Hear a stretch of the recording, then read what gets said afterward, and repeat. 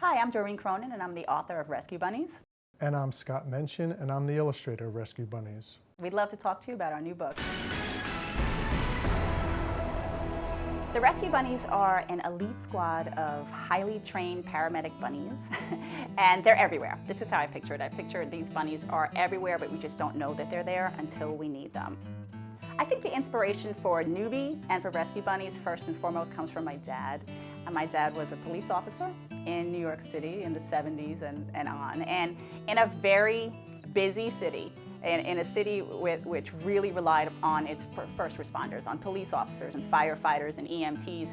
So I grew up with a tremendous amount of respect for that community and a tremendous awareness that they were out there. I think there's a lot of things to look for when kids are reading Rescue Bunnies for the first time. Some of that will be in the text. They'll get the basic story the first time through and hopefully really feel some attachment to Newbie and see themselves. But so much of that, I think, really comes from the art.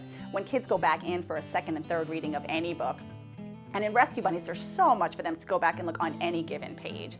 Scott puts in a lot of detail in there. There's a lot of humor just in facial expressions in the book, and you can tell how a lot of characters are feeling by how they're illustrated. I mean, you've got to get a lot into that little bunny face so you can understand what everybody's thinking, everybody's feeling. There's one specific spread in the book that has plenty of hidden secrets.